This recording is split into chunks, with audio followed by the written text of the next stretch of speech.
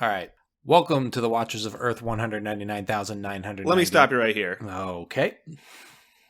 3, 2, 1.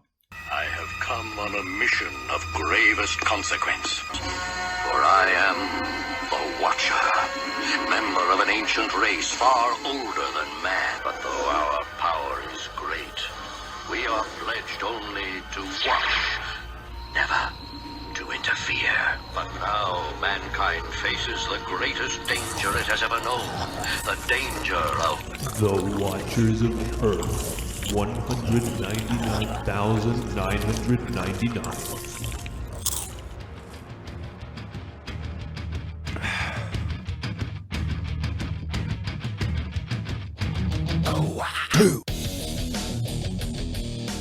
Welcome to the Watchers of Earth 199,999. I am your host, Andrew, and I don't have a lot of time. Joining me, as always, is my co-host, Seth, who is the reason we don't have a lot of time. Our third co-host, Joe, couldn't be here today because I don't have a time to think of a reason why. And our fourth co-host, Uatu, is here, but he has sworn only to watch and never interfere. I would like to put on the record that I am not the reason. No, you're right. I'm saying you're the reason we have a restriction. Yes. I am not the reason. You're not the reason that we're rushed. I am the reason we're rushed. You're the reason that there is a restriction that is forcing me to be. Well, Andrew, I know what you're going to say in a sentence or less. What did I think? And this is going to help our little rushed episode today because I hated all of this. It felt long. It felt boring. It felt stupid. It was a lot of gobbledygook. I hope you have good things to say because I think this might be the first time in 400 Marvel Cinematic Universe things we've watched that I don't have two put-ups. And I don't even have, cop-out ones. I have the same thought. I didn't know what my put-ups would be. I hated this. The reason that we are rushed right now is because after finishing episode 5, I needed a break. I did not want to watch the finale. So I just kept finding excuses to not sit down and watch it without realizing how much time I had wasted. I kept thinking, it's only been 5 minutes. I can take another 5 minutes. And the next thing I knew, it had been at least half an hour. Oh, it was an hour. I don't think I was gone that long, but maybe you're right. At 2:18, you're like, I'm on the last episode. I'm just going to take a 5 to 15. I think it ended up taking you're right, probably about somewhere between 40 to 50 minutes that I just sat around not watching. Because when you were I'm finishing up, we can postpone. And I was like, no, I don't want to postpone because I'm not going to remember any of this, and I'm not going to rewatch it, and I don't have a lot of time tomorrow either. I was just we could have just been watching an hour ago. Anyways, neither here nor there. We're here to talk about Loki, a terrible, god-awful show. Heyo. Today we watched Loki, a terrible, god-awful show. I don't know the joke. I said a fact. That I said heyo to? Because you said god-awful and he's a god. First put up right there. So, what do we usually do? Today we watched episodes 4 through 6 of Loki. I must have... It doesn't matter. Let's keep moving. We already did our put-ups and put-down. General discussion. So, okay, Nexus event. They're on the Doomsday planet, Doctor Who planet, and they're like, I guess this is it. And then, Owen Wilson shows up, and he's like, nope, never mind. Or no, I don't know. Maybe the woman shows up. They hold hands and look longingly into each other's eyes, and it causes a Nexus event, and it's whatever, and then everything is Here's CGI my question. Bullshit. Why doesn't the TVA immediately prune them right there? Why do they capture them? I know there's I guess the answer is because Kang cares. Kang knows their ultimate. Does he, though? I guess none of that comes to me that, Kang cared about that. I agree because if they're disagree. pruned... Well, because they're pruned anyways. No, yeah, I agree with you. I'm just saying, if you want an answer, that might be it. But then again, you're right. Pruning is the only way that they get to Kang, so they need to be pruned. The only reason I can think of is because they want to know, what they know, I guess, for some reason. But who cares if they're pruned and they're gone? That was I don't understand the TVA in this instance, because if the whole thing is that, hey, you're a variant, are you guilty or not guilty? I don't understand that because the answer is already known. Because Kang knows the answer. I think my biggest takeaway from this entire series, I think the biggest sin is... And this is Kang, right? Yes. I mean, I remember they don't as soon as say he it. showed up, I was like, oh yeah, I remember everybody talking about like, oh, it's Kang, it's Kang, it's Kang. And then he started talking, he did like his exposition dump, and I was like, yeah, that's totally Kang. But then he's never referenced as Kang. When he was wearing purple robes, I was like, is this guy Kang? And then when he was like, I've been known as many things, a conqueror, and I was like, okay, he's Kang. And then, because there was also like, at the end credits thing, one of the things is like one of the faces of the Time Lord people, but it's like segmented, kind of like his face is. Yeah. I don't know. Anyway, I think the biggest sin of this show, my biggest takeaway from it is it feels like the entirety of Lost across 6 episodes in the worst way. It feels like each episode is written in a vacuum. Like, there's clearly an end goal, but each episode ends with like, who are the Time Masters? And then you get there and it's like, oh my gosh, they're robots. And that's supposed to like, generally that would be like a season finale thing. Like, the season finale ends and it's like, oh my gosh, the Time Lords aren't what we thought they are. They're fucking robots. Boom! And the next season is like figuring out who's really behind it. But then it just like barrels past that into the next thing. And then the next episode is like, when you're pruned, it doesn't matter. Also, I remember when I watched this the first time, when they prune Loki, there was a part of me that was like, maybe they did just kill Loki. Sylvie, like Tom Hiddleston's done with this shit. Yeah. Sylvie's the new Loki. Yeah. I mean, at this point, like, we all thought Loki was basically done in Endgame.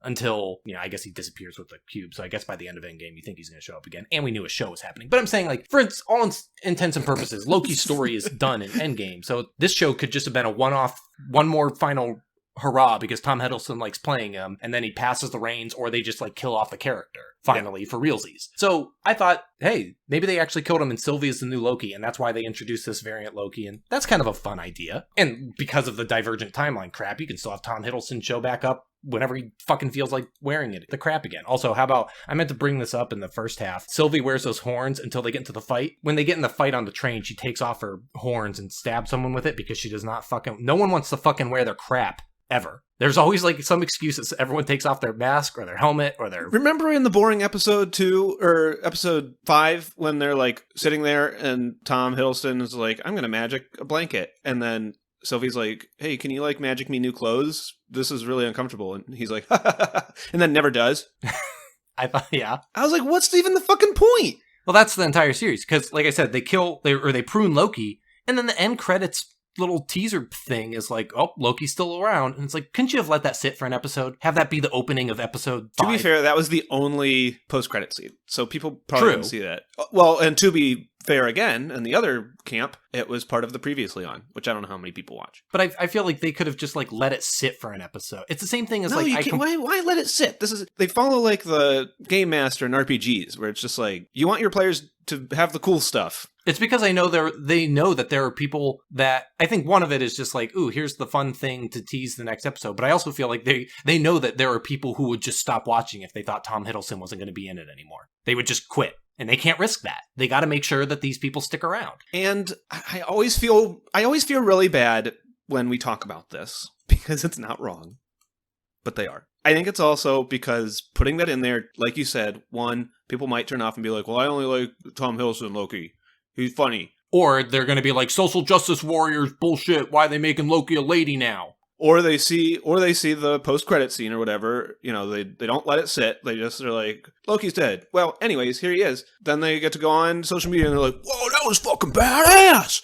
Remember one who did the thing, but he's still alive. Again, I feel bad when we call people out on this. We just don't watch things the same way as a lot of people. And that's totally fine. But this is just the show we're making. The complaint I've made in the past, not on this show, but on our previous show, about Legend of Korra, where the first season, like, there's a point where Korra loses the ability to use her bend, any bending but air bending, which is the one that she's least proficient at. And there's also a thing about the villain is able to take bending away from people who can bend, like just remove their ability. And by the end of the season, like they could have ended with that and had it been like, obviously she's the Avatar. She can use all types of bending. I'm sure she'll get the other ones back at some point, but let it sit for a season finale. But in the season finale, they basically wrap everything up. They give her bending back. She also gets the ultimate bending and the power to heal people who have lost their bending. And it was just like, why do we even care? Like the villain gets away and gets killed off screen because we're done with this now. And that's how this makes the villain didn't come out of her coma. Okay, I say this a lot now. Hey, I also say that a lot now. I don't know what I'm supposed to get out of this. And maybe I'm a terrible person, and maybe I'm not because, like, I'm kind of on Loki's side where Kang's like, hey, if you kill me, then, like, a million Kangs are going to come and kill you. And Loki's like, yeah, is this that bad? And I was thinking, is this that bad? Like, yes, I understand, like, there's the argument on free will, whatever. That's not what the show's about. The show's not about fucking anything. But there's also these weird scenes where when they're telling the TVA that, like, you had a past before, like, you're a variant. We're no different. Like, things have been stolen from you. And everyone's like, man, I've hated, like, the last 10 years of my life when I didn't know any of that. And I'm like, everybody seems fine at the TVA. Like, I know it's an ends justify the means kind of thing, and, like, yeah, ripping people out of time or whatever. But, like, I don't know, that person still exists. Just not that person. It's just some weird thing where it's not like everybody at the TVA felt trapped. I don't know. My big thing with this is it is a show full of interesting ideas and interesting thought experiments. And I'm not going to say, like, I don't want to be the guy sitting here saying I'm smarter than the smart things that the show is trying to say. But also, I'm smarter than the smart things that the show is trying to say. And I'm not saying, like, this is a show saying smart stuff written by stupid people. I think these people understand that the show is not actually making the points it thinks it's making. It's written for stupid people. It's written for the general audience who watches the Marvel movies, and they just need the basic stuff explained to them so that they can kind of follow what's going on. And we said this in the last episode, like, it explains time travel in a way that doesn't actually make sense in practice. And in this, it's explaining free will in a way that doesn't make sense in the way it's actually utilizing it. It's also a show that keeps telling us, like, it's a show of telling instead of showing. Loki has to constantly sit down and explain his motivations and who he is and why he does what he does. The whole scene where they're, like, wearing the blanket right before they, like, go fight the cloud monster, so fucking boring. Sylvie doesn't trust him because everyone keeps saying, like, oh, you're a Loki, you're not to be trusted, but he hasn't really lied all season. Like, he kind of does, but it's all... This like, felt to me like it was turning Loki into, like, he's always kind of an anti-hero, but, like, this felt like he was kind of, like, hey, he's no longer the villain. Like, now people can like him. His relationship with Sylvie feels like it happens in the blink of an eye. Same thing with, like, his friendship with Owen Wilson. I'm like, these people have barely hung out. There's a point where Loki says, like, I've been at this for a week or a month or a year. I don't remember how long I've been doing this or something when he's, like, walking with the other Lokis. And I was just like, it feels like you started this 5 minutes ago. It feels like this has all been happening in real time. And you started this, we're on episode 5, and this happened maybe 4.5 hours ago that this all started. Plus, doing this is, like, not what the TVA is. It's not like he's been hanging around Owen Wilson all that time. Like, he's been doing his own thing outside of the TVA. I don't understand why the one person, they, like, go back to the judge's, like, original time thing, and they're like, look, she's a teacher or a principal or whatever. And I'm just like, what are you showing? This isn't the judge. That's not the same person. That's the whole thing. They're deviants. I don't understand your question. That's to prove to them that they're deviants, because none of them know that they're deviants. Or variants, I mean. Yeah, that's what... But I guess I don't understand your criticism here. I viewed it as she was saying that, like, they ripped us from our old lives. I mean, I think that's the ultimate, like, we're variants, and that's a problem because we should have lives that we don't have. But I think in that moment, that's just to say, like, look, we are variants. Like, this is a different person. This is the different version of the same person. And I don't know. I don't understand the usage of variants. Granted, it seems like a variant can happen at any moment. And I think the outlier is Loki, is someone who just seems to constantly create variants because of how, I don't know, mercurial he is. But, like, it seems like taking variants to prune variants seems like an ill-advised idea, because I feel like at some point they're going to either run into themselves or another variant that they know. Like, how are you going to keep them from seeing something? And I don't know. I don't understand the idea of free will and how there is some and isn't some. Like, Kang's whole thing is that he is pruning the timeline to keep it from branching so that there isn't a multiverse of a million Kangs that can come and try and disrupt things. But at the same time, when Loki and Sylvie show up, and he's like, I know everything that's going to happen. And I thought, how? Like, I understand that there is a timeline that he has been preserving. But at the same time, like, Loki and Sylvie prove there is free will. Like, he's not coming in and pruning any time they make a choice that he doesn't want them to make. He just goes, I know you're going to do this until this moment. But the whole point of the TVA is that there is no true timeline. There is no true timeline that you can follow. At any second, at any moment, the timeline can branch because someone turns left when they should have turned right. When Sylvie and Loki walked in there, they could have taken the deal that Miss Minutes gave them, or they could have turned and walked back out the door. Owen Wilson even talks about, like, hey, we made the thing threshold bigger, so, like, we should know if anybody even steps on the wrong leaf. And it's just like, so there's a quintillion, billion, gazillion timelines, and there's just a million TVA agents that are always just, like we said last episode, if you take anything past the literal words that are said, it immediately falls apart. And I don't quite understand Kang's whole thing, because I agree with you that Kang is not God. Like, he's not omniscient. He doesn't control free will. He controls the timelines, which you could argue is controlling free will. And he has like a script of everything they're going to say, but he doesn't seem to be speaking off that script. And I mean, I guess he could be, but at any moment he could say one word differently and Loki interprets that differently and responds differently. When he shows them the script, here's the thing, the show can't show this because there's no way to rectify it. But when he shows them the script, Loki could look at the next line he's supposed to say and just say, I'm not going to say that. But what if that is the next line? No, but what I'm saying, I'm not. Like the next line could be like, this is stupid. And then he says like, this is dumb.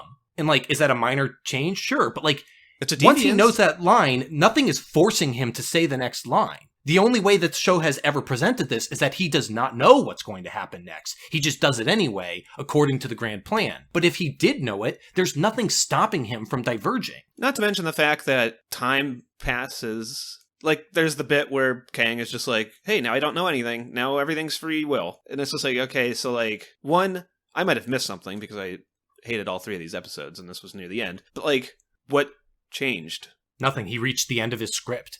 And he like, reached the end of the show's script. Yeah, it's like the fact that he's introduced like, Kang I don't like know what's he's a going to meta happen here villain. because I have presented you guys with a choice. Like, you guys now have a choice, and therefore I don't know your answer. But like, they had a choice since they walked in the door. They had a choice when Miss Minutes showed up. Why is this choice different in the whole series? It's frustrating. It's stupid. I also don't understand like minor stuff. Like, this is the end of time where time no longer continues. But then this kind of goes into my discussion of Doctor Strange at the end where like, what is a world without time? It's frozen. Like in Doctor Strange, it's kind of like a world without entropy, I guess.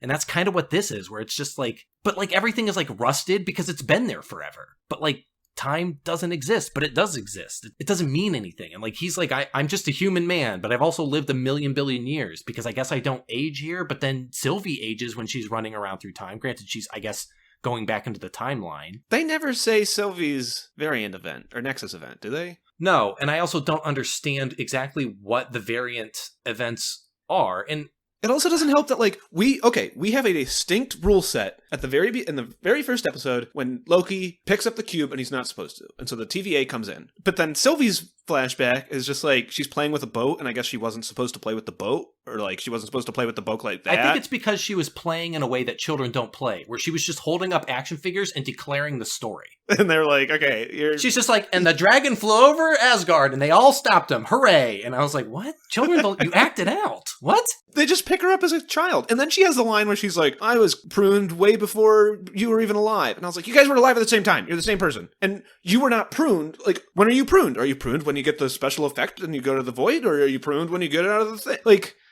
I hate the whole show. I hate it all. It's all nonsense. I also, like, you could still argue that Sylvie she says, I was born the goddess of tricks or mischief or whatever the hell. Mercury. You could argue that she was born the goddess, but was born biologically male, and that she still is the transgender Loki. But it seems like in that moment, like, what it is that she was born female, and then after a couple of years on this earth, they were like, oh, nope, that's going to diverge the timeline too much. With the alligator Loki, I am assuming that they are not shapeshifting. This is just who they are. Yeah, I guess. And I mean, I don't know. Maybe he's from Which a is world stupid because Loki is known to shapeshift. It's just, it's confusing and it's nonsense. And I also feel like it's a cop-out because it feels like the decision that they made was that this is a Loki born female, which is fine.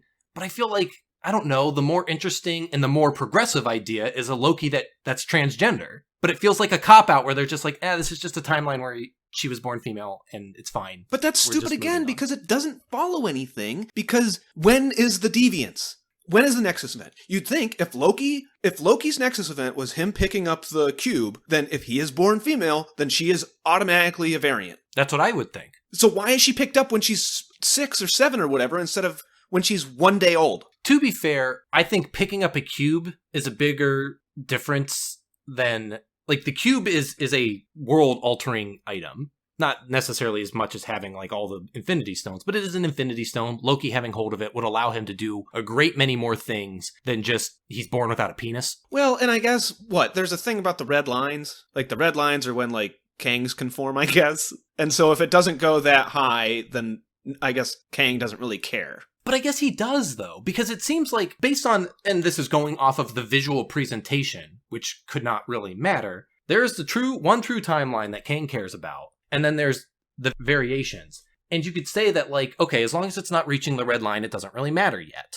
And so maybe Loki being born female was, slowly heading towards that line, but it wasn't very noticeable or a concern that they had to deal with until it got further along when she was age 6 or whatever she was in that scene. That said, it feels like anything that diverges off of that will ultimately reach that red line because it is constantly progressing in the wrong direction. It is a straight line. It's never going to sink back up and dip back down. I thought some did do that. Maybe they do. I honestly don't know. I don't really remember, Like I said, I'm going off the visual representation. It's just that a line diverges, and it will continue to go at a slow pace or a quick pace, whichever. It'll continue to go towards that red line, and ultimately, at some point, it's going to breach it. How about how dumb it is in the 5th episode when they're all in the void? They're like, hey, we're going to go fight the cloud monster. And then Owen Wilson's just like, okay, does anybody want to come back with me? I'm just done with this scene in place, so I'm leaving. And then everyone else is like, why don't we all go? And everyone else is just like, well, because that's a pain in the ass. We don't know how to write that. I don't understand what the point of the show was, other than to explain... Loki wants to see the timekeepers, so I understand that's why he stays, but there's still no real reason for him to see the timekeepers. Like, if he can go back, all they want to do is destroy the time things, and Owen Wilson already says that. The TVA. Owen Wilson already says, like, I'm going to go back and burn the motherfucker to the ground. And isn't that all they want? So why wouldn't everybody just go back in the temporal door? Instead of fighting the cloud monster that they don't even know that's going to work. I think because they do believe that... I think they say that they believe the cloud monster is the guard dog. But why do they want to see the timekeeper? Because I feel like if they just... The TVA is fighting the symptom, not the disease. It's blowing your nose rather than, I don't know, taking vitamin C. I guess. It's just... It felt stupid when Owen Wilson was just like, hey, I'm done with this scene. Anybody else done? The other Lokis are like, we're just going to stay here because we've survived this long. Okay, but you can, like... not run, like you can live somewhere else and not run away from a giant smoke monster that's trying to kill you and a band of Lokis that's trying to kill you. I don't understand the point of the show. It feels like a lot of late game Marvel stuff, kind of like WandaVision and a little bit more intrusive than Falcon and Winter Soldier, but Falcon and Winter Soldier where it feels like it's just, I guess Falcon and Winter Soldier was mostly just like getting Sam into the suit. Whereas WandaVision felt like Wanda was not a witch until WandaVision, and WandaVision, while it was doing other things, ultimately its finish line was aligning Wanda more closely with her comic book, more superpowered counterpart. Part of it is just like the Marvel Universe was so grounded for a long time, and then they finally started taking risks, but they're still stuck in this grounded world, so they have to find more and more convoluted ways to get people where they need to be. And this is like giving Loki more powers. There's that thing with the old man Loki where he's like, we're more powerful than we thought we were, so that Loki can start doing more magic stuff. And this is also like, now we got to get the multiverse out there, and we can't just have a multiverse. We've got to explain the multiverse. And it's just, I don't know, annoying and stupid. And like, I find with the Falcon and the Winter Soldier, I didn't care for it, but I felt like, yeah, the end goal was getting Sam into Captain America, but like... It was also a long movie. I also felt like it was telling its own story. Yeah, with WandaVision and Loki, they feel like means to an end without any substance. It's just like flashing lights. And like, again, what am I supposed to get from this? What other than the fact that like, well, you're gonna want to watch Multitude or the Multiverse of Madness movie now, aren't you? Because there's multiverses, and Kang's gonna like, aren't you interested in Kang? You gotta go watch that movie. Like, it's just like a fucking long ad, and I don't get anything. Me watching Loki isn't like I don't feel like I'm learning about Loki. I don't feel like I'm learning anything about anything. It feels like incredibly surface level. Yeah, I finish it, and I'm just like, oh, I guess I have to go see Loki season 2, and I gotta figure out what's going on with Kang, and then the multiverse is here. I don't even think that. Like, it's just, the time travel is surface level. Loki's representation and the little, like, mini essays it wants to give about why Loki is how he is all surface level, and... the free will argument. Yeah, everything, like, even the multiverse, it's just there to just kind of, like, show that it as an advertisement for the multiverse, it's a terrible representation. It's just a thing, and it doesn't have anything to say. It has, like, fun bits. Like, I'm not gonna say that, like, the episode at the end of time didn't have, like, fun little Easter eggs, but they're Easter eggs. They're not worth sitting through the series. They're not even worth sitting through the episode for. It's just fun to be like, hey, the Thanos copter, I know what that is. Hey, there's Frog Thor. That would have been more fun to see Frog Thor in something as opposed to just like passing across the screen at one point. I missed that. Oh, really? It's when they descend down into the Loki base, that bowling alley. It like passes through the dirt and there's like Frog Thor. Oh. Bottle. I saw Polybius. Yeah, there's a bunch of like little things. There's like an Avengers Tower in the background in one scene, and like it's fine, but like it's fun to see the different versions of Loki. It's fun to see the version of Loki that's just comic book Loki. But like it's all for it's naught not worth sitting through. Yeah, there's nothing to it. It's just like a fun little thing where it's like, yeah, if I have to say like stuff I liked in it, it's fun to see a weird spandex wearing comic book Loki who does real fucking magic. But like he's in one real scene where he does anything that lasts, like has any kind of like lasting impression, and then he just kind of like weirdly dies and nobody cares. Not even within the show, but like outside. Like who cares? I wouldn't really think too much of it if it wasn't for the part where he makes Asgard appear, and then Sylvie's like, "How's he doing that?" And Loki turns to her and he's like, "I think we're more powerful than we realize." And like that could just be a line, but it seems like this is my explanation for how season 2, and if I show up anywhere else, I do real fucking magic now. Because we need to explain everything. Immediately after that, she's like, we have to enchant the cloud monster. And he's like, but I can't enchant things. And she's like, you can. Power up. We just learned that we're more powerful than ever. And why'd you forget that immediately? Plus, I don't know. He also does that grab move that he did before. When he pushed the building away in the fight with Sylvie, he like psychically grabs her and pulls her towards him. And I was like, I guess that's a power he has. I don't remember him ever doing it. He's more powerful than you can even imagine, Andrew. I don't know. When he comes out of the bunker and all the other Lokis are there, I was kind of on board to like, I just want to go see like a million Lokis just like jump into this cloud monster and overtake it. I wanted to see a bunch of fun Lokis, but there's 5 of them. And there's all they do Kid is Loki. They're just like, and scene. Well, yeah, but there's Kid Loki, there's the like Berserker Loki, there's Old Man Loki, Alligator Loki, the Mayor, President Loki, and then the rest of them are just like fucking Mad Max bandits. Yeah. Like, they're all supposed to be Loki, but it doesn't fucking matter. They're all just like random yahoos in biker helmets. How about when Owen Wilson and Sylvie are in the car and they're like, oh, our band of heroes is like, oh, there's a car coming. Is that good? Well, it's either like a band of cannibal pirates or a band of cannibal marauders. And then they're like, oh, the car's slowing down. And they're still just like, I wonder which one it could be. Like, I know they stand there because they read the script and they know they have to stand there to have a conversation with Sylvie and Owen Wilson and meet them. But like, I don't know. If that was me, I'd be like, well, I guess let's not hang around these cannibal marauder pirates. I don't know. It's petty, and there's a lot more stuff to complain about, and we have, and we will, but it's just... I mean, as I was sitting watching it, I kept, like, making mental notes of, like, that's a thing I want to talk about. Sitting here now, I think part of it is just, like, knowing that we don't have a ton of time. I'm just, like, I don't really have anything to say other than just, like, getting mad and yelling about stuff and not elaborating because I'm too frustrated with it. Well, the show doesn't bother to elaborate, so why should I? I mean... Like, I think the time travel is stupid and doesn't make any sense, but I talked about that last episode, and, I mean, it's mostly the same bullshit here. I think the free will stuff is complete nonsense, but it works within its moment. Like you said, when you take it at face value and just, like, the characters are saying these words, and I believe the words that they're saying and that they believe it, it runs on its own logic as long as it needs to get you to the next scene. But, like, it doesn't make any fucking sense. It doesn't hold up to an ounce of scrutiny. Kang's thing is fine, but, like, the final episode is just an info dump. Mm-hmm. And it's so boring. Like, I think Kang is interesting. I think Kang's story is interesting. I think Kang could be fun. And I think his scene in a movie where the Avengers storm his base and then he explains who he is fine. But, like, at the end of Loki, where I was bored to tears, and then we get to a scene of a bunch of people sitting in a room and talking, which, granted, is what I have been saying I want out of these things. Fucking monkey's paw. I'm sitting here going, like, everybody shut up. I don't want to watch them fight either later. I just don't want to watch the show. Yeah, it's just... I mean, it's stupid. I hated this. I hate when Sylvie, like, pushes Loki out the door and then kills Kang and is like, now what? And it's just like, I don't know. I don't care about anybody or anybody's motives or anybody's goals. So, like, when she kills Kang, I'm not just like, oh, you're gonna feel it now, because now what's your purpose? Nope, I don't care. Like, none of this matters to me. None of it matters to, like...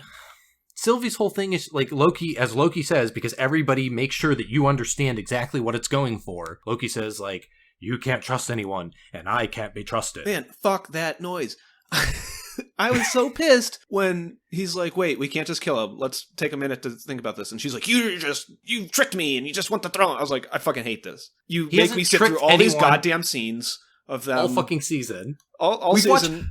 He has been, like everything else, like, he plays all of his cards right there on the table, because the only time we've seen him trick anybody, he's basically standing there twirling a fucking mustache. Like, he's so obvious when he's tricking someone that, like, of course he's not tricking you now, because he seems to genuinely believe that you guys are in love or whatever the fuck is happening there. And, like, I think there's something interesting in, like... We get all these moments that are a pain to sit through, where I'm just like, okay, we get it. They're learning to love, they're, like, learning who they are, they're learning to, like, interact with people, and then at the end, they're just like, fucking no, gotta have a sword fight! She trusted him throughout the entire thing with his, like, fucking herb nonsense plan to enchant the giant smoke dragon and everything, and then they get there, and then he's just like, maybe we don't kill this guy right now, and then she's like, you fucking tricking me! You know what would have been better? If she tricked him, and Loki was just like, I am an asshole. Yeah, I mean, she does kind of trick him, but she doesn't actually betray him so much as she just, like, gets him out of the way so she can do... It's not like, fuck you, I could never be trusted. It was just like, I'm gonna do what I want to do, and I'm just getting you out of the way. If their roles were reversed there, and he was like, you just want the throne, and she's like, well, yeah, I'm Loki. I want the fucking throne. But that's her thing, is like, that's his whole thing earlier in the episode to make sure that you understand what's going on, is she's the one Loki that doesn't want a throne. Yeah. She's just the Loki that wants to burn down authority, I guess. But, like, if that was the case, then at least I could sit there and be like, Loki spent the whole season being like, yeah, like, people don't trust me, but, like, I'm learning to trust people, I'm learning to work with people, I'm learning to work for a greater good, and then he is betrayed. That's a more interesting story. And I think that's what the show thinks it did. Okay.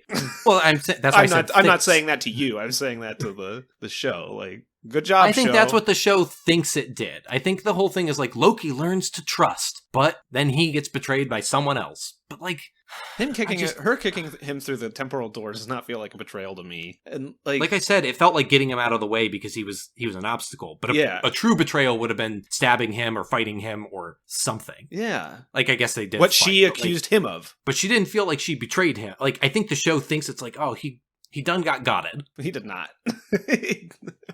Oh, I hate it. I hate it so much. I despised this. I hated this show. It was so... These episodes felt so long. I think the most frustrating thing about it, every episode is long, but I think the most frustrating thing about it is, like we said in the first half, it is full of elements that would have been interesting in something different. In a show that wasn't bogged down by the MCU, I think the retro future time travel stuff would have been interesting. I think the episode of meeting variants of yourself at the end of time would have been interesting, but the show doesn't do anything with it. It just presents it as, like, everything else. It goes, look at this stuff. Look at all these Lokis. We hired people to dress up in Loki costume, and look at how silly all this is. And it's like, yeah, it's kind of fun. It would have been more fun in a show that actually was doing something, but instead it's just like distracting lights. They're just like jangling keys in front of a baby, being like, look at this. You like this stuff, right? You fucking nerds. But there's nothing to it.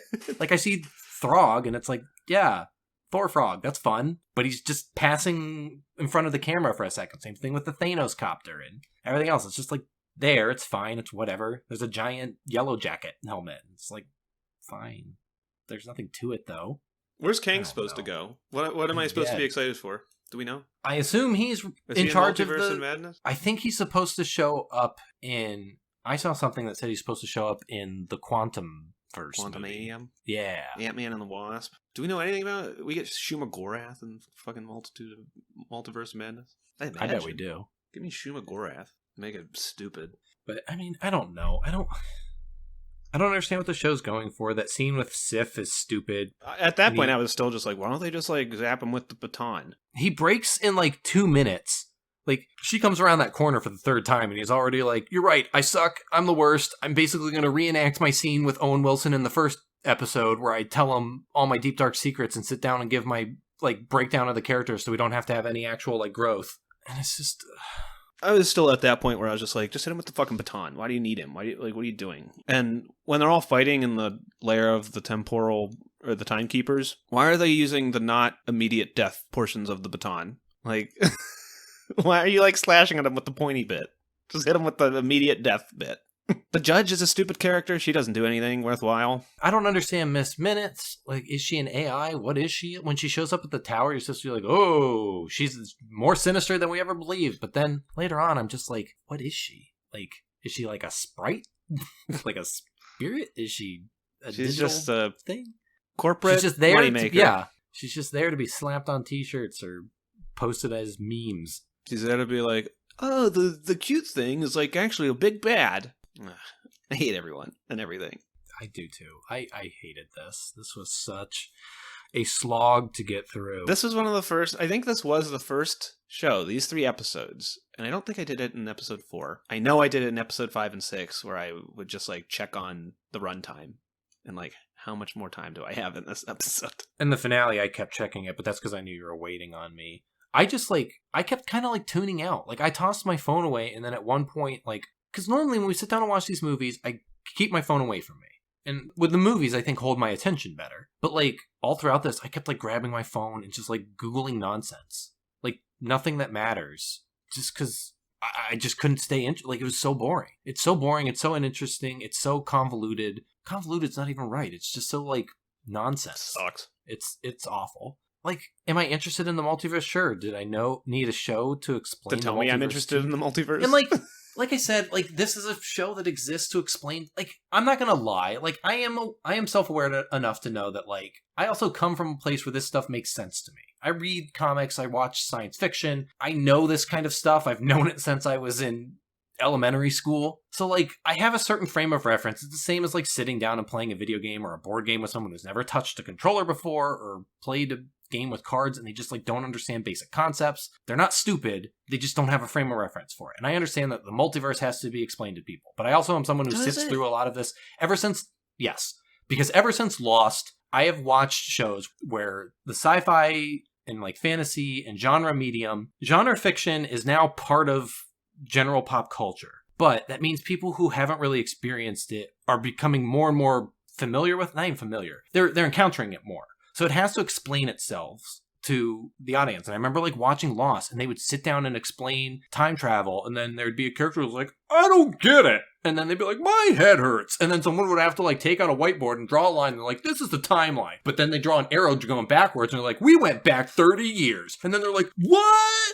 I don't get it. How come so-and-so doesn't recognize us? And they're like, that's because we're 30 years before he ever met us. And then they're like, oh, my head hurts. And I hate it because it's to explain it to the people that just don't, it's not second nature to them. But to me, I'm just like, like kind of similar to, I guess, you watching these Marvel movies and be like, I don't need to explain everybody's origin to me. I get it. And I think that's a little different, but just there's something with this where I'm just like, I get multiverse. I understand time travel. I mean, I guess I'm thinking you don't have to explain it to me, and it's more frustrating because they explain it in such a simple and stupid way that it doesn't actually make sense. But it will to, for lack of a better term, an idiot. And I'm not saying the people that don't get it are idiots, but just like it's made to be understood by simpletons. Whether it's like the general audience is simpletons or not, like it's made to be understood by anybody who turns it on. They can sit there and the characters explain the thing to them, and then they go, I guess I understand. And so we talked about this a long time ago, I think in the show, that the MCU is different than the Marvel Comics in that there's things that the Marvel Comics can get away with that the MCU is too grounded for.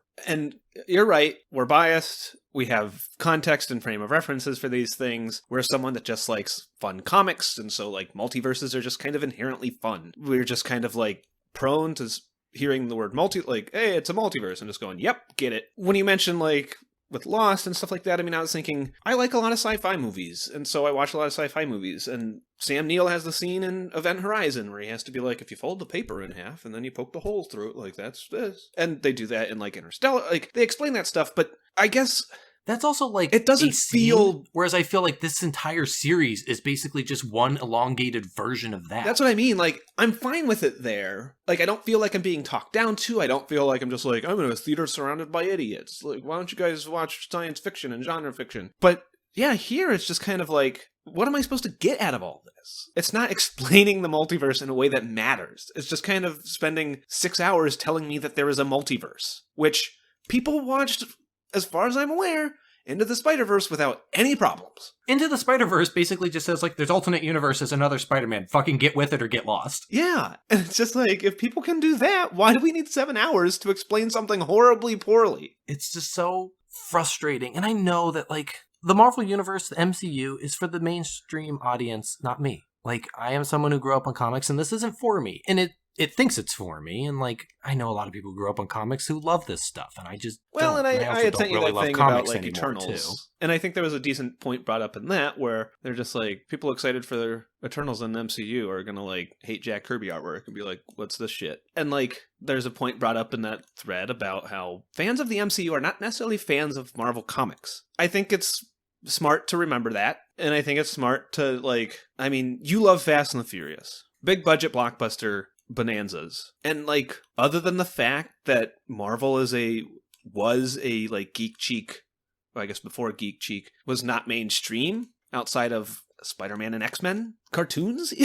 Like, these are no different than Fast and the Furious or any other huge summer blockbuster. Like, how is this different than Transformers? How is this different from any other, just, how's this different from Harry Potter? Like, and that's I mean, fine. in the end, it's not. Yeah, I mean, that's what I'm saying. Like, and I think broad strokes, in the end, it's not. And I would say, like, there are times where it's like, yeah, I think some of these movies are better than those. Some of these movies oh yeah, I mean, you have 40 of them. They're going to be all over the place. But, like, as a broad strokes, I mean, it's just a big fucking money-making franchise. And that's fine. It's just not for me. But at the same time, it's frustrating to see something you love that's so close to what is for me. Mm-hmm. And I think that it being so close is what differentiates it from the Fast and the Furious, because the Fast and Furious is, like, stupid and weird, but a lot of times it kind of knows it's stupid and weird, and it's not trying to be anything beyond that. But I think part of my problem with the Marvel does that too. I think Marvel thinks it's smarter than it is, and the audience thinks it's smarter than it is. Oh yeah, you talk to any Marvel fan, they like.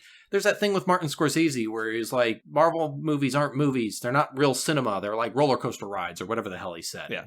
Like, I think his statement is aggressive and elitist, but at the same time, I don't think it's necessarily wrong. I think his actual intent behind the statement is wrong. You're not he wrong, thinks you're it's just not, an asshole. I think his actual statement is wrong because he's trying to be a dick about it. Like, he's basically saying that people who like it are stupid and it's dumb and it's not real movies. And granted, I don't remember his actual statement. Yeah. Maybe it's also, I'm remembering just people hating him in a tizzy about it, the sound bites. There's room in this world. Like, I don't need every movie to be the Green Knight. And I don't expect every movie to be the Green Knight. I don't want every movie to be the Green Knight. It was long and esoteric. But I mean, even aside from that, we watch weird movies. I just don't really go for big blockbuster stuff because I just don't need to. But, like, I understand that as I am totally fine that, I mean, just like not everybody likes science fiction movies. Not everybody likes anime or anything. Like, there's something for everybody, and that's great. And I think, you know, going back to the comparisons with Fast and the Furious and all this stuff, like, and I was thinking of, like, I love Jurassic Park. It takes a property I love and does something cool with it and slowly devolves. I think the huge difference is that I have 5 Jurassic Park movies in 30 years. I can sit through a stupid movie and be like, yeah, but it was dinosaurs and that was fine. Like, I got to see dinosaur things. I only get one of these. I don't get one of these every 2 months. 5 years. Yeah. Like, I sat through 40 of these. Granted, they're not supposed to be watched in 40 weeks, but, like, it loses its ability to be written off. One, when it practically is the zeitgeist, and it's all anybody talks about, and we are the minority. Us not liking the Marvel Universe, well, that's unfair. Me not liking the Marvel Universe, I understand I'm the minority. And some of that is like, what am I missing? And I don't think I'm missing anything. It's just not a series for me. But the fact that this is 26 stories we have watched in 12 years, 13 years. That's crazy. I agree. And I think, like, in the end, it kind of, the further we get, there are more and more similarities to our podcast about Power Rangers, where Power Rangers started off dumb. It was stupid, but it was kind of fun because it was stupid. And it was just kind of like a show obviously made for children that didn't really care about being anything beyond a show made for children. By the time we were, 7 seasons in, it was trying a little harder to be something more, and it became frustrating because of how hard it was failing. Because you could see the glimmer of something better there, but it wasn't achieving it, and it was trying so hard. And much like we were saying about this, it was something that was so close, trying so hard to be something I wanted to like. I love Power Rangers as a property, as a broad statement. I love the as we stupid say, spandex. a Wikipedia article. I love the colorful spandex and the explosions, weird explosions and the rubber monster suits, and the choreographed fights and the giant robots. I love all that kind of stuff. But it gets very difficult to sit through when you're watching the same thing over and over again. And then to watch the show try to be something more in the later seasons, like In Space and Lost Galaxy, tried to tell more complicated, air quote, they weren't just Monster of the Week stories. Stuff. It was trying to do something more, have more of an ongoing story, have like more character-driven stuff, but all of it was bad. And it was just not achieving anything that it was trying to do. And it became frustrating. And that's what I feel like we're getting with these, is I keep seeing like glimmers of them getting better. Yeah. But each time it's still bogged down by everything else that I hate. And we have to And watch it's just 4 a year. Like, it's frustrating to watch, like, to cheer on someone that you want to succeed and watch them almost reach the finish line. And then they get run over every fucking time. And I show up week after week and cheer them on, only to know that they're going to fail again. I mean, if I was watching the 26th story of Jurassic World, yeah, like, I'd probably have similar criticisms as much as I like that franchise. But again, it's not completely, I mean, what's the opposite of diluted? Like, it's not a machine, which just makes me pessimistic. It makes me see corporate standardization. We already mentioned that there's, like, no creativity. I mean, I will say, I don't care for the Jurassic Park movies. I don't have that same affinity for them. I see all the corporate crap. I thought Jurassic World and Jurassic World Lost Kingdom or whatever it was were all corporate stupid. But I will also say, I saw them trying things. I saw them failing, but I saw them trying things, and there was stuff that I thought was really funny. Yeah, and I think Jurassic Park 3 is really bad. I think there's some good and bad stuff. I think there's probably a little more good stuff in the Jurassic World movies than you do. But again, they're kind of whatever, because I was still kind of at the whatever spot at 5 movies into the Marvel Cinematic Universe. You know what I mean? Like, it hasn't overstayed its welcome for 20 movies. And it took me a longer time to get there with you with these Marvel movies. And again, I mean, this isn't how you're supposed to watch them. Like, I don't know if I'm sure I brought your opinion down with the show. Yeah, and I think mainlining one a week. Like, when you watched WandaVision, but I also like originally, I don't think you were like, I hate this. Like, this is all, like, you didn't like it at the end, but I don't think you probably hated it as much after you watched it a second time. We talked about it. I remembered it fondly. I remember being lukewarm on Falcon and Winter Soldier, and I remember thinking Loki was a waste the first time. So, I mean, we know that this is not how you're supposed to take this in. But also, how else are you supposed to take it in? It's not broken up like the Star Wars movies, where you have, like, 3 digestible movie chunks. We got a brief little respite during the quarantine when there were no movies for a year and a half or whatever. I mean, I said for a long time when it was like, you'd see all these news articles about, like, Marvel movies planned out until 2048. It's just like, why is everyone so pumped for this? Like, why isn't anyone stopping this? I guess I'm not at the point where I'm like, stop it. I'm just like, do something different. And they're trying. Like, each movie, I think, is doing something a little more different than the last. I just think it's taking baby steps rather than just, like... And I think part of it is it has the history and the connectiveness of the MCU bogging it down. And it has to, like, keep introducing movies that break one more chain. You know, Loki exists to break one more chain. We're going to add the multiverse. And we're just going to, like, break off that little chain rather than just jumping into something. It's wading in to the deep sea rather than just cannonballing. I think it's a runaway train issue. WandaVision does interesting stuff in it, and it's weird and whatnot, but in the end, it exists to just basically justify fucking magic. Like, that's what it's there for. It's to go, we can't just have Wanda show up and do magic. This is how we give her magic. It exists to do that, rather than just, like, introducing a movie and doing it. They feel like they have to explain away each thing. That's why we have 17 movies coming out that all deal with the multiverse and what if, because Loki introduced the multiverse, and now we have to have each movie explain a little bit more about it so that the audience doesn't get confused and lost as to why everything isn't the way they understood it to be. And it's frustrating. And granted, I'm judging those movies that aren't now out yet. For all I know, we jump into Far From Home and it goes full on crazy, but I don't think it's going to go full on crazy. I think some of it is also a runaway train issue where this is what's expected of the Marvel Cinematic Universe. Like, and it's not, they wouldn't do this if they weren't making bank. Yeah. And it's just something where, like... Marvel is the safest money out there. Yeah, like, why wouldn't we make 4 movies a year and 2 TV shows a year? Like,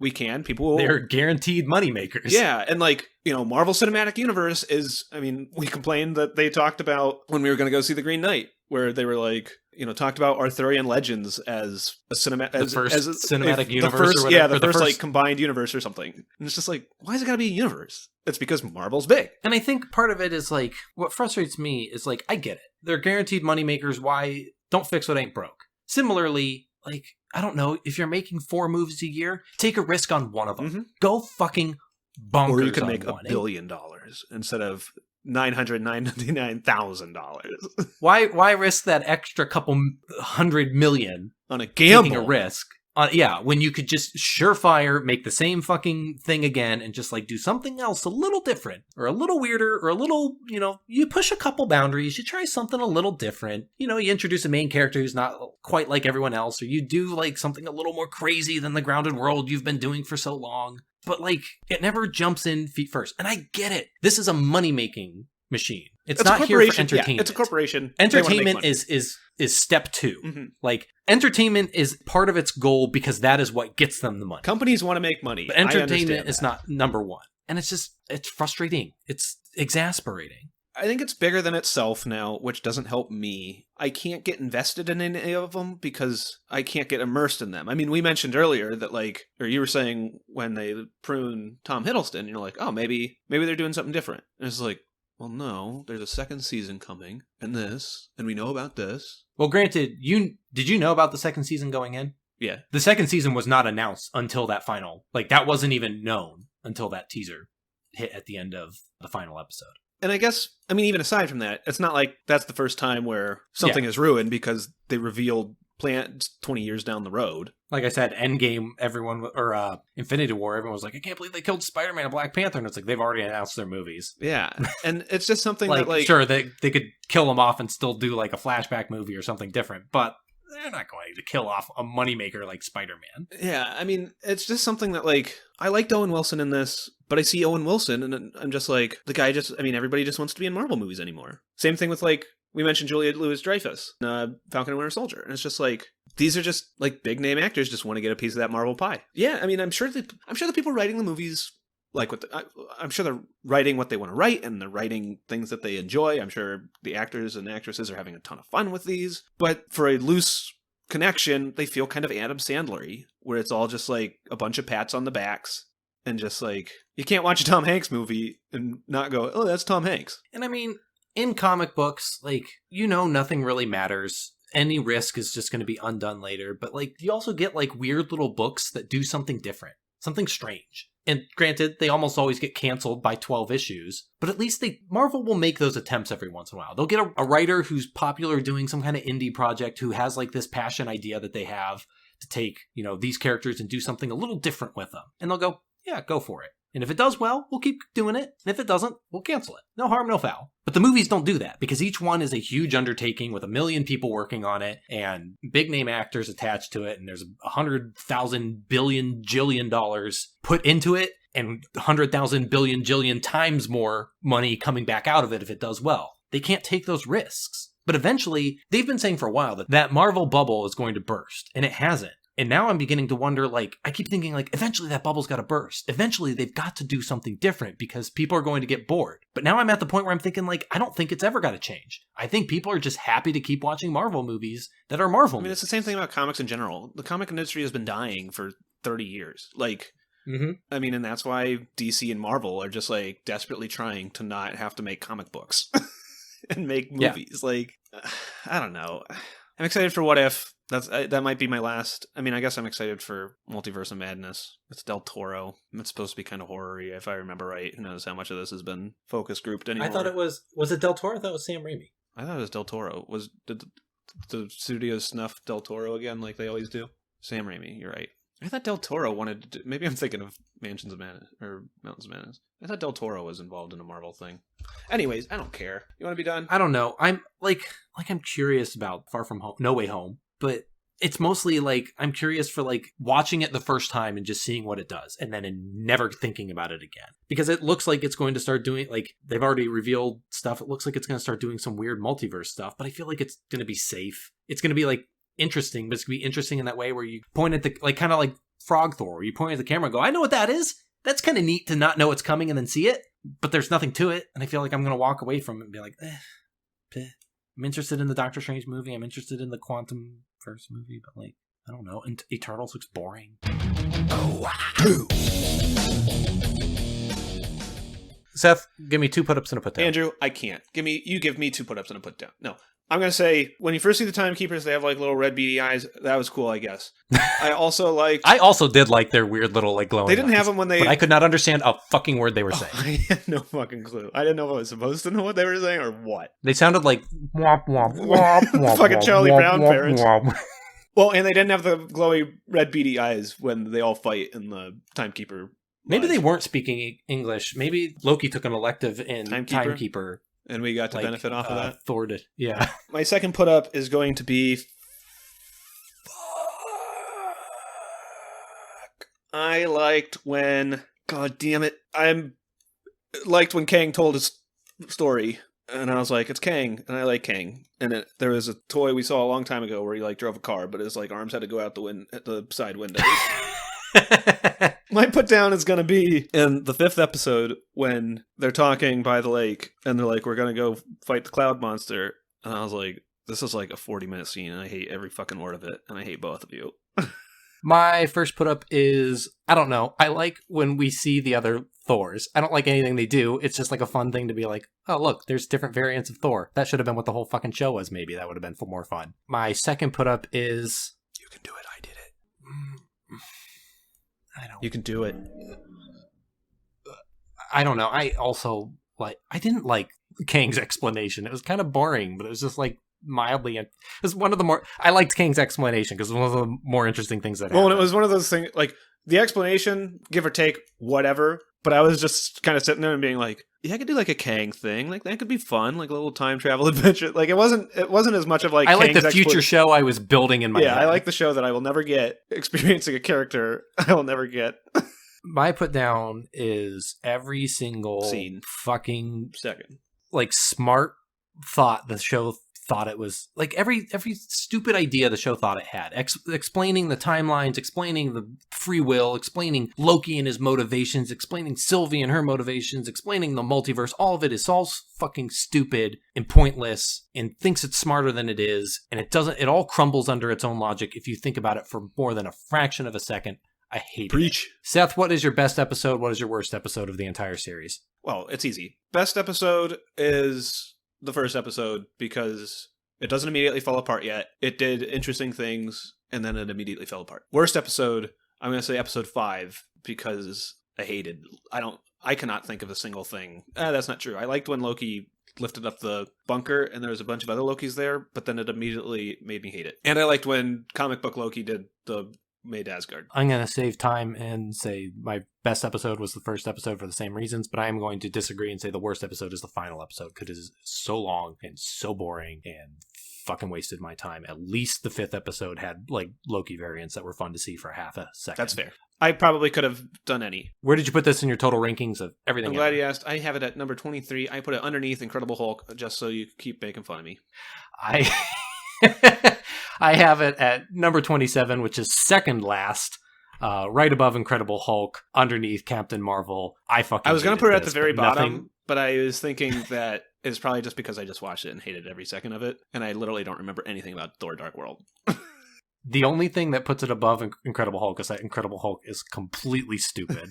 And I fucking hated it. Honestly, Loki could probably go underneath it just because it's so fucking long to sit through. Incredible Hulk was for no returns. An hour and 45 minutes. Loki was 7 hours, 6 of which all I also have to stand my ground that nothing is worse than the Incredible Hulk. Because the second I put anything below that, you're going to come for me. Yeah, I mean, it's probably, like I said, I got 1, 2, 3, 4 things underneath it, and I'm just like, it could probably go anywhere in there. I don't remember anything about any of those movies. The only thing saving, we mentioned with WandaVision, the only thing saving it was the first half. The only thing saving this was literally the first episode, 1/6. Oh, wow.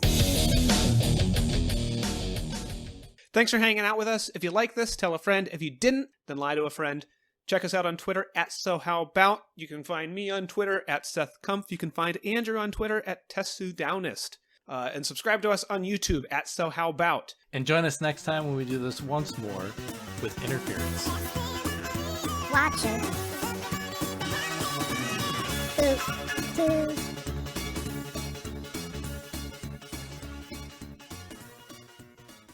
So, Seth, now that the mics are off, what are we watching next? We're going to watch Black Widow, but it's going to be weird because she's wearing a white suit. Better keep your story straight. Also, she has like a friend or something. She has like, not Black Widow, Tarantula Woman, I think her name is. Is that it? Yes, Tarantula Woman. Arachnos, the woman of... It's Black Widow and White Wife. Ooh. Okay, I don't got anything. Nothing came to me, so I was waiting for your follow up, and there's nothing. just Crickets. cranking gears.